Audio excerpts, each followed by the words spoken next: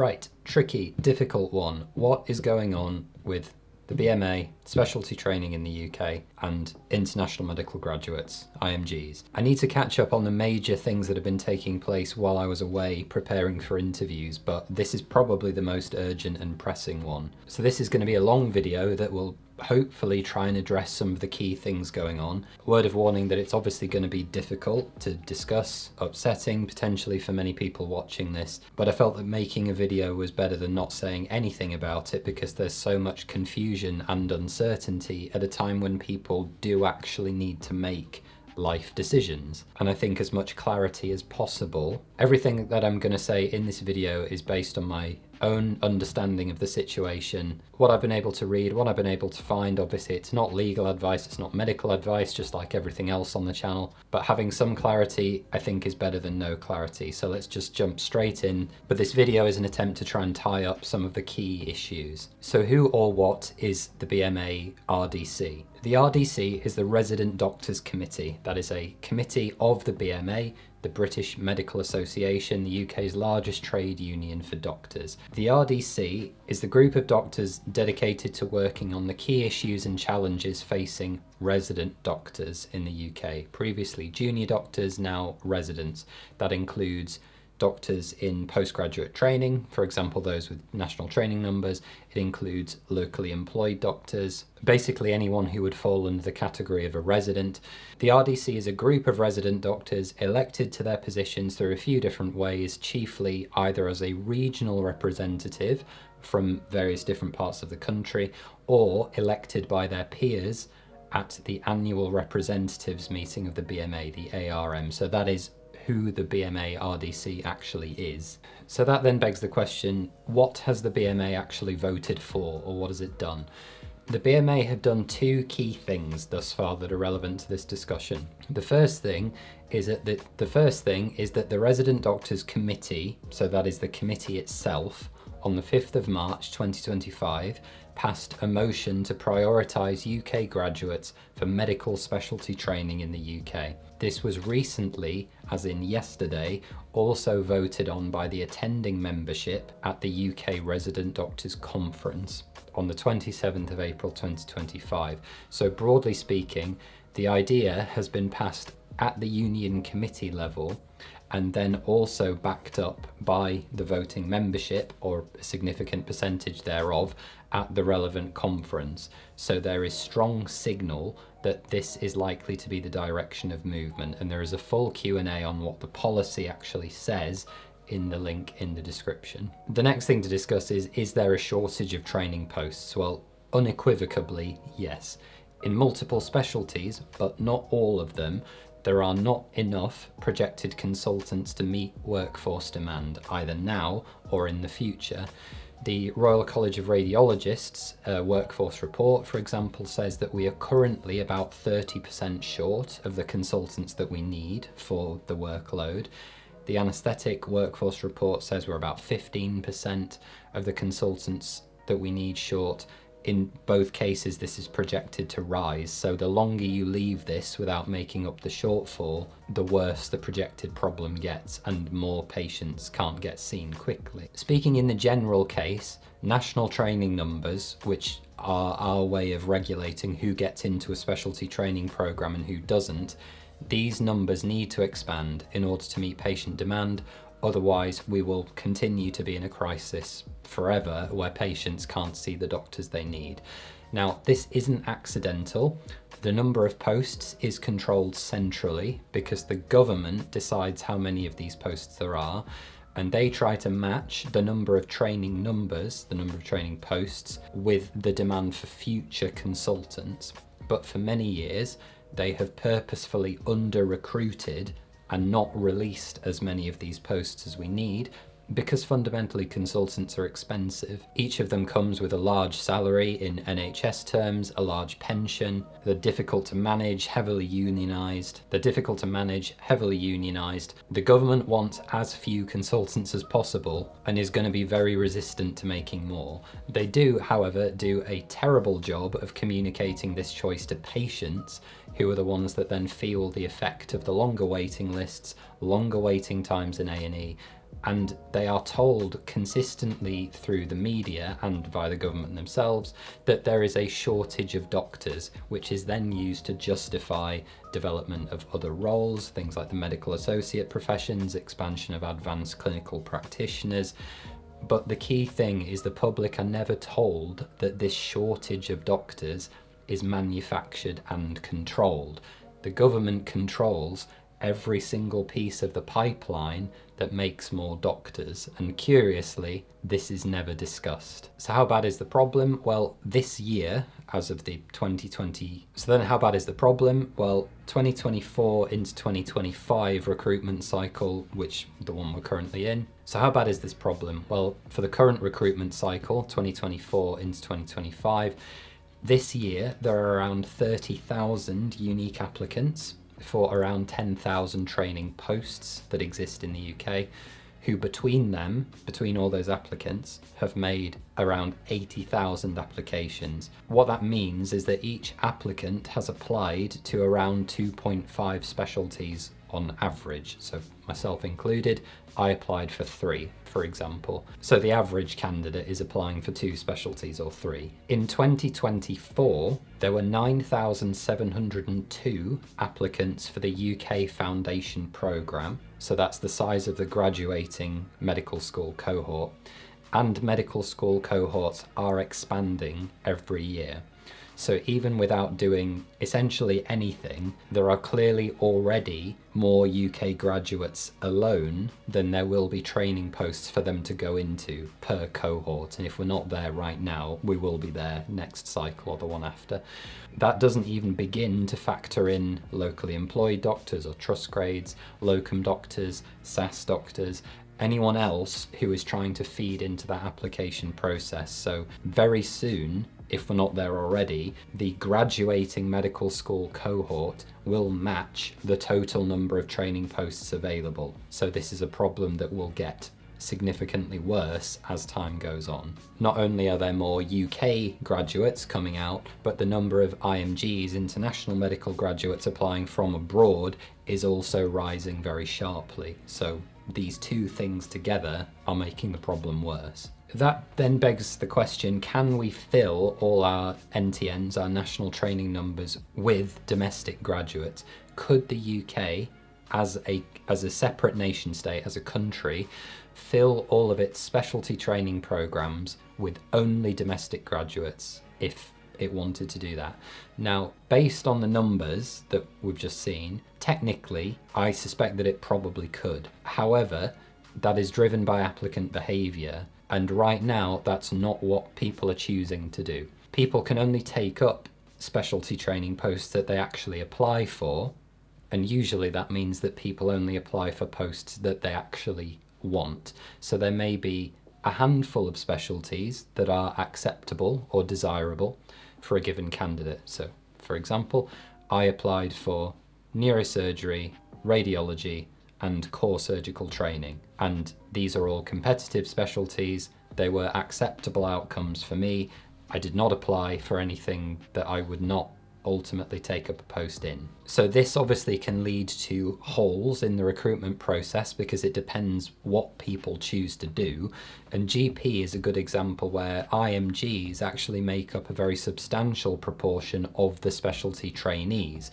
That is to say that there are enough GP places that probably every UK applicant could get one if they wanted one, but not enough UK graduates choose GP to saturate the training posts available. And this leads to, in fact, some deaneries are apparently entirely IMG in their makeup for GP. And this is almost certainly never going to be true for most specialties. For example, cardiothoracics and neurosurgery, which are the hyper-competitive surgical specialties, literally with just the SHO level doctors in 1 or 2 hospitals, you've got enough people there in front of you to fill every training post that exists in that cycle. Let alone thinking about the whole UK, let alone thinking about the whole world. Literally in your own department, you're looking at an entire training cohort's worth of doctors for the year. The other complicating factor with this is other forms of employment and geographic restrictions on training. So for some specialties, Additional experience is often required before someone can actually get into training, and thus an F3, etc., or more experience at the SHO level is required. For neurosurgery is very much like that. And equally, some people may not be able to move to access training due to existing relationships, caring responsibilities, whatever.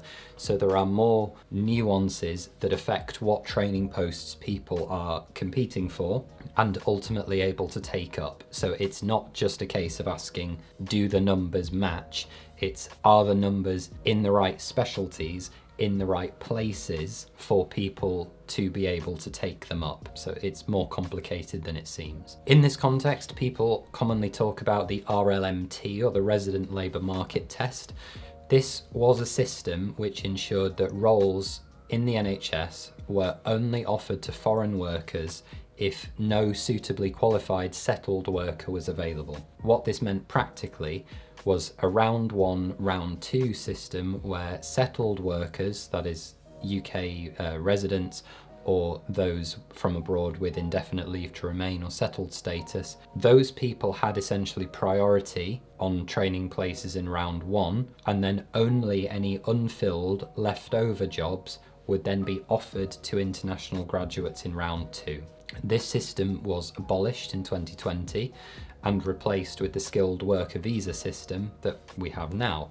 And thus doctors from outside the UK are allowed to apply legally on equal footing to a UK citizen, or indeed an IMG with ILR or settled status. In response to the training post bottleneck, some people have called for it to be brought back in response to the oversaturation, and that if that happened, I believe that that would lead to a situation where some specialties would essentially become completely inaccessible to IMGs without settled status, because every possible post would fill immediately in round one. And you would start to see a situation mirroring what you see in the US with the match, where things like family medicine, internal medicine, pediatrics tend to be what IMGs take up more so than the more competitive specialties. There is, however, no current equivalent of RLMT, and there is no legal infrastructure, as far as I'm aware, that even exists to enable it.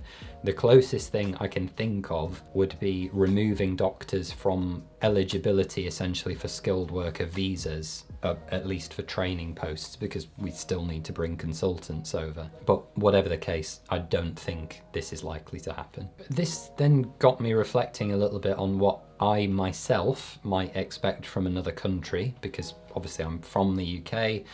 I did medical school here, I'm a UK medical graduate, I applied for medical training and will be starting training in the UK. But what would happen if I tried to pursue specialty training, residency training abroad outside the UK? My personal feeling is, as a UK graduate, as a UK citizen, I do not have a reasonable claim to a medical training post in another country. That is to say, if I wanted to go to, say, Canada to train as a neurosurgeon, Canada, or the Canadian government, can turn around to me and say, well, no, Oliver, actually, we have more than enough Canadian doctors who are already here and already understand the system, who want to train as neurosurgeons. We've already invested in their medical training, and it basically serves as no real benefit to deal with you. Then fair enough, right? They might say that we do have some internal medicine or some GP spots available, we have a shortage of those, and there's actually some rural, undesirable locations where Canadians don't want to go,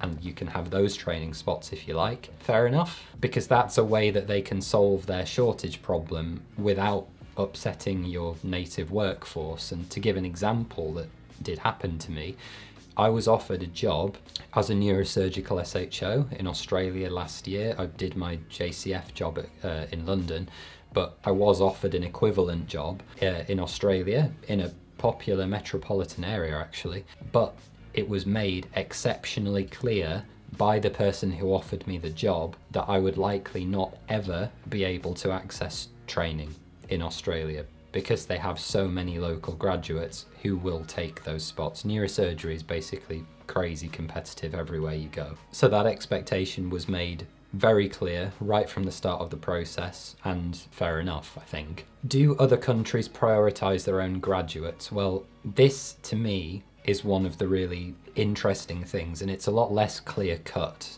than I think a lot of people would make out. Anyone that tells you that the UK is the only country in the world that doesn't prioritise their own grads is overstating the truth, in my estimation. I don't believe that to be an accurate reflection of the situation. The real answer is a spectrum somewhere between a hard and a soft cutoff, i.e. some places, small number, are a hard line, no foreign nationals at all can apply for our postgraduate residency training programs. Some places are a bit more like the UK at the moment, which is anyone can apply as long as you meet the requisite licensing exams or right to work or whatever it is that you have. Most places are somewhere in the middle, which is a foreign nationals are allowed under some circumstances, or you are allowed legally to apply on equal footing with local graduates and residents. However, we are very much capable of discriminating against you as an IMG, and you will be deprioritised relative to a local graduate. And again, to return to the example of Australia, you need permanent residency or settled status as a foreigner to apply for specialty training. Once again, all about who you know, often very highly nepotistic local recruitment, how the UK used to be. The US match system is not dissimilar. Anyone can apply for the match provided that they've taken the US MLEs and meet all of the certification requirements. But if you actually look at the match rates of IMG into the various specialties, they tend to be successful in the less competitive specialties. US programs are much more open about preferring American graduates. The match rate for US graduates is somewhere between 90 and 95% every year for each graduating cohort. In 2025, it was 58% for IMGs in the US, but notably that includes green card holders. So those who already have permanent residency status.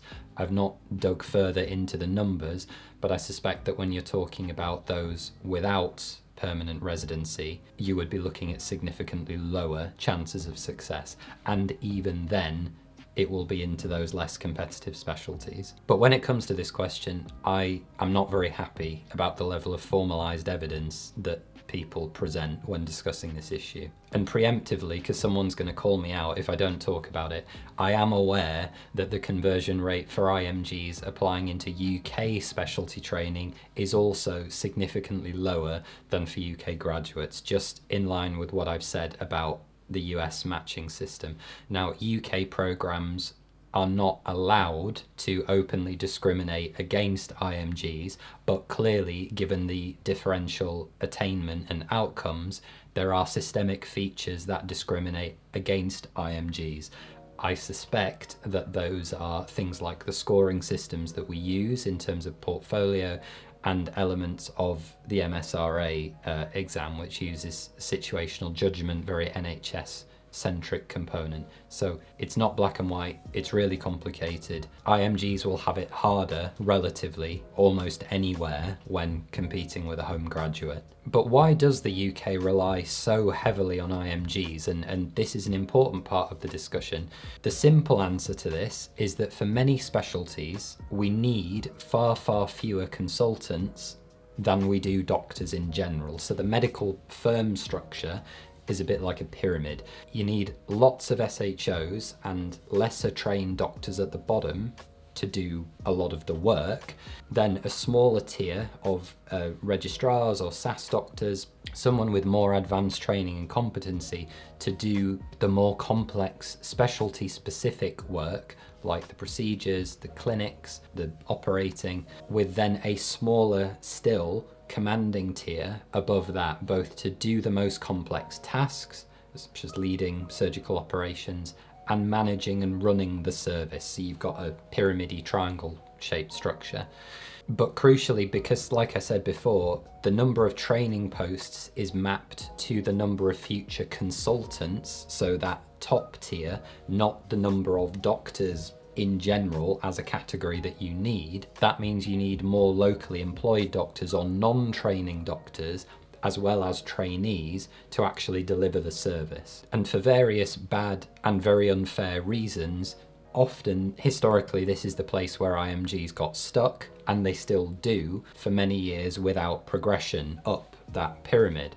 The UK doesn't train enough doctors right now to fill all of these roles at the sides of the pyramid, those that aren't in the training pipeline, and thus the strategy that they've clearly taken is recruiting from abroad to fill those posts. This obviously comes at massive advantage to a government, since they don't need to pay to educate those doctors. Another government system or another country have already paid to do that. So it's a way of bolstering the workforce that is fast and cheap, which governments love. So given everything that we've said about what is going on and what the BMA have voted for, can the BMA RDC make laws? Or what does this mean if I'm an IMG either working in the UK or working outside the UK? Maybe I'm sitting the PLAB, or I've sat PLAB and I'm waiting for my GMC registration, or I'm waiting for a locally employed job. Can the Resident Doctors Committee make law or change employment law? No. The simple answer to that is no. Speaking with full declaration of interest that I have a non-voting seat on the BMA Resident Doctors Committee because of my place on the council. I was not involved in any way with the drafting of this policy.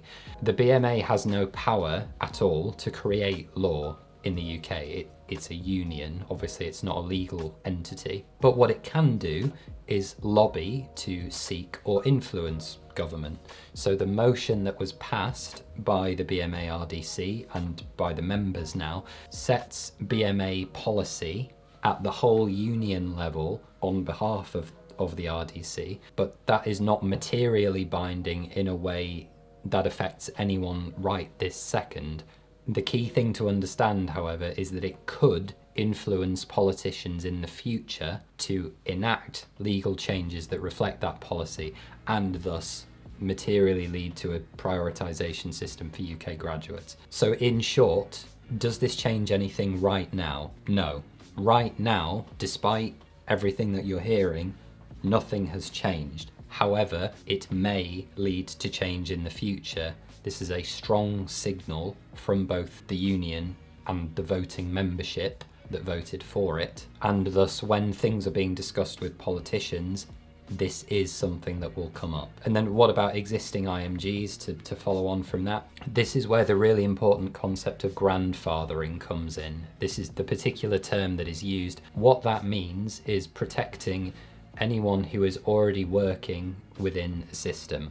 So for any IMG who is already here and working in the NHS, the current version of the policy says those IMGs working in the NHS before the 5th of March 2025, which is when the policy was brought in, would still be able to apply for training on the same basis as a UK graduate if they have 2 years of NHS experience, or in the future, once they have completed that 2 years of service. So the long and short of it is that as it is written, anyone who is already here and working, note that is not anyone who is due to sit the PLAB or has already passed the PLAB and got GMC registration but is not yet in the UK and working, would be able to apply once they have 2 years of service. So if they've already got that, they could apply now for training. If you're already here and working, it's once you have achieved 2 years of service, because that is what would be expected of a UK graduate. We are all required to have essentially 2 years of NHS service, Foundation 1 and 2, before we are eligible to apply for specialty training. And then the last thing to address is what will likely happen or what will come next. I myself am very worried about one particular outcome that is possible, which is that Wes Streeting, the UK Health Secretary, could simply decide to cut off IMG access to specialty training in the UK altogether, ignoring any of the grandfathering or protection clauses that I've just talked about that are currently in the policy. This would pragmatically, I think, be the easiest, quote, thing for him to do because it's the least complicated, or indeed making it so that training jobs for specialty training no longer grant skilled worker visas, which IMGs in many cases would be reliant on in order to stay in the UK. This concern of mine is made worse by the fact that Reform UK, one of the sort of more right-wing, more nationalist political parties, are gaining ground in the UK polls quite rapidly.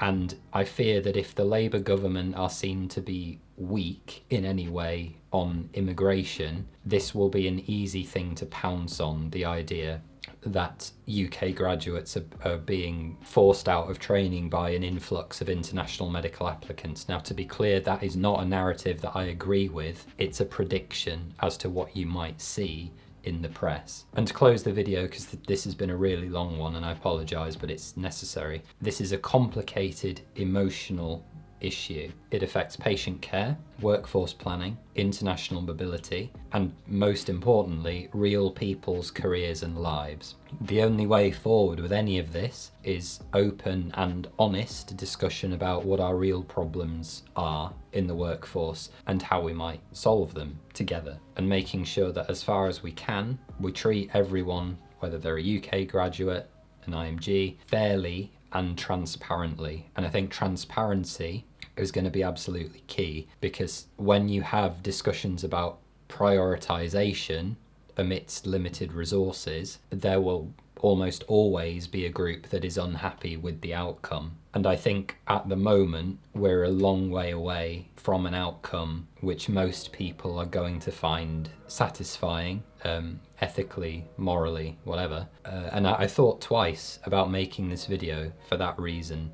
But as someone who speaks to many IMGs, actually on a regular basis, I'm in contact with IMGs who are applying for training or about to sit PLAB or whatever. My in-laws are IMGs, did the PLAB years and years ago, came to the UK, had a horrible time trying to access training and fair jobs. So let me know what you think down in the comments. Keep it civil, please. That is my one. Keep it civil, please. That is my one request for these more charged videos. But we have to have the discussions. So let me know what you think. Thank you very much for watching and listening.